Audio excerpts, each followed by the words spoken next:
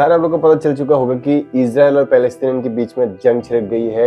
Israel के prime minister Benjamin ने state emergency declare कर दिया है, वहां पे वार डिक्लेयर कर चुका है। तो सिचुएशन बहुत ही खराब है। अभी तक more than 40 peoples have been killed from the Hamas side, Palestinian के साइड से अभी तक इजरायलीज लोग 40 से ज्यादा लोगों का मौत हो चुका है। इंजूरिंग 779 लोग इंजूर हो चुके हैं, इंक्लूडिंग वन जर्नलिस्ट, एक जर्नलिस्ट रिपोर्टर, वो भी उनका भी डेथ हो गया है उस जगह पे, उस वार पे। तो देखिए, रिपोर्टर का काम जो है, जर्नलिस्ट का काम जो है, वो भी काफी टफ होता है। तो वो कवर कर रहे थे, न्यूज कवर कर रहे थे, तो उनका भी डेथ हो गया वहाँ पे। और 5000 से ज्यादा रॉकेट फायर किया गया है हमास की तरफ से पैलेस्टीन के साइड से। तो आखिर ये क्यों हो रहा है ये जंग, ये इसका हिस्ट्री थोड़ा बताऊंगा। और ये हमास कौन है, ये पैलेस्टीनियन के साइड से जो वार किया जा रहा है, रीजन क्या है। वैसे तो ऐसे बेकार में तो ऐसे बिना वजह का तो वार नहीं होता है। तो इस वीडियो में जानेंगे कि आखिर ये वार क्यों चल रहा है, उन लोगों का एम क्या है, इसका वजह क्या है, खास मेन रीजन क्या है, कॉजेज बिहाइंड द वार। कुछ तो वजह होगा, बिना वजह का तो वार होता नहीं, लड़ाई होता नहीं है ना। तो सारा चीज इस वीडियो में बताऊंगा। सबसे पहले हम लोग जानेंगे कि ये पैलेस्टीनियन ये क्या है। पैलेस्टीनियन एक देश है, छोटा सा एक देश है, शायद आप लोग को नहीं पता होगा, तो मैं आप लोग को बता देता हूँ। कुछ शेयर्स बॉर्डर्स विद इजराइल। आपका नॉर्थ ईस्टर्न साइड पे इजराइल है और साउदर्न साइड पे इजिप्ट है, ऊपर में है जॉर्डन, वेस्ट बैंक के ऊपर है आपका जॉर्डन। तो ये तीनों देशों के साथ ये बॉर्डर शेयर करता है। बहुत ही छोटा देश है। देश डिक्लेयर कर चुके हैं ऑलरेडी 192 कंट्रीज लोग इसको देश कंट्री डिक्लेयर कर चुके हैं। तो इजराइल के बारे में तो पता होगा, Israel is a develop country, बहुत पहले से ये डेवलप हो चुका है। तो ये जो जंग छिड़क रही है, इसका मेन मुद्दा ये है कि हिस्ट्री जाना पड़ेगा। देखिए, ये पैलेस्टीन एक छोटा सा देश है जहाँ पे मुस्लिम लोग रहते हैं और वहाँ पे मैक्सिमम जो रिफ्यूजीज है, वो जिसे backward country and totally depends on Israel. Israel को डिपेंड करते हैं, खाना, राशन, खाना पीना सब कुछ डिपेंड करते हैं इजराइल पे। और उस जगह पे पैलेस्टीनियन पे इजराइल लोग का कब्जा है, वहाँ पे डोमिनेशन है बहुत पहले से। ये वार, ये जो लड़ाई है आज से नहीं चल रही है, ये बहुत पहले से चल रही है। ये बैक इन 19th सेंचुरी से ये वार जो है चल रही है। एक्चुअली ये वार इसीलिए हो रहा है क्योंकि आप लोग को बता देता हूँ कि हमास, उससे पहले आप लोग को बता देता हूँ, हमास लोग अभी इजराइल पे घुस चुके, घुस के बॉर्डर घुस के ये लोग बहुत आदमी लोग का जाने ले रहे हैं इजरायली लोगों का। मैंने बोला ही था कि 80 peoples have been killed by the Hamas. Hamas के बारे में थोड़ा जानना जरूरी है। देखिए, Hamas are the political organisations and also the militant group. ये पॉलिटिकल ऑर्गेनाइजेशन भी है, एक मिलिटेंट ग्रुप भी है, which was founded by Ahmed Yassin. एक अहमद यासीन बोल के एक लीडर थे, उन्होंने इस he was the founder of Hamas. तो ये पॉलिटिकल के पार्टी भी है और उसके साथ साथ ये मिलिटेंट ग्रुप भी, ये टेररिस्ट भी है। तो ये आखिर ये लोग चाहते क्या है। देखिए, सबसे पहले तो मैं इन लोगों के एम्स के बारे में बता देता हूँ। इन लोग हमास लोग चाहते हैं कि they want to liberate West Bank एक जगह है पैलेस्टीन में जहाँ पे इजरायली लोग का कब्जा है, इजरायली लोग कब्जा करके रखे हैं। फिर लेबनान, ऐसे 2-3 जगह जो है इजरायली लोग कब्जा करके रखे हुए हैं पैलेस्टीन पे, मतलब पैलेस्टीन जो कंट्री है वो उस देश पे। तो हमास लोग चाहते हैं, ये political organisations as well as militant group, मैंने बोला ही था। तो they want to liberate Lebanon, West Bank from Israeli influence, Israeli का जो डोमिनेंस है उससे ये लोग लिबरेट करना चाहते हैं। And as well as they want to establish Islamic state. और हमास लोग ये मुस्लिम लोग हैं और ये लोग चाहते हैं कि पैलेस्टीन को टोटली मुस्लिम देश बना दे।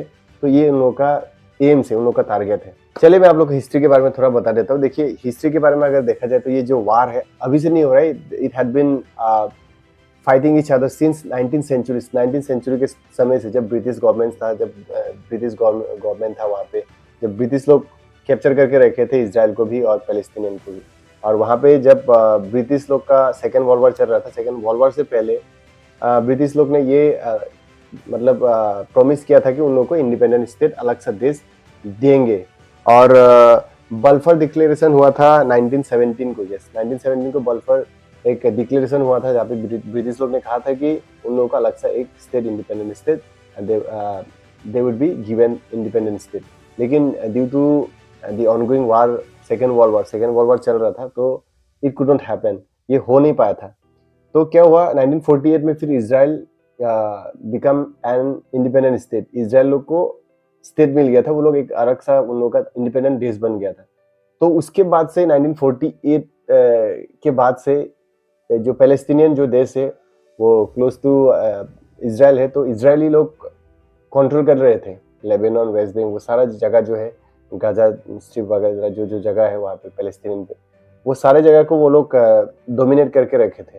तो वही मेन मुद्दा है, वही मेन वजह है जिस कारण से आज तक ये जंग जो है छिड़क रही है। बैक इन 2021 में 28 मई को भी हुआ था, जहाँ पे 313 peoples were killed due to the conflict between Israel and Palestinian. 2021 की बात है, 2 साल पहले की बात है। वहाँ पे 71 वार माइनर्स, बच्चे लोगों का भी 71 childrens were killed in that incident, in that war. तो मतलब आप समझ सकते हैं कि ये जाने दुश्मन हो गए। इजरायली लोग कहते हैं कि पैलेस्टीनियन लोग मुस्लिम टेररिस्ट है, ये आतंकवादी है, फिर इजरायली लोग को कहते हैं, पैलेस्टीनियन लोग कहते हैं कि ये लोग भी आतंकवादी है।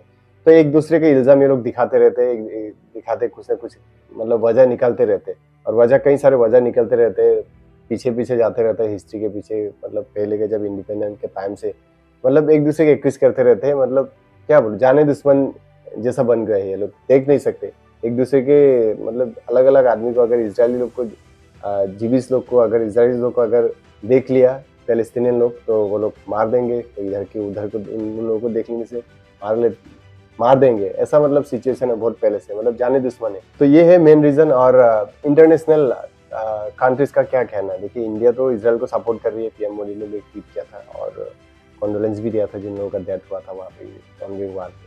और अमेरिका भी कॉन्डेम कर रही है कि ये जो है मतलब बहुत दुख वाली बात है जो वार हो रही है इन दोनों के बीच में।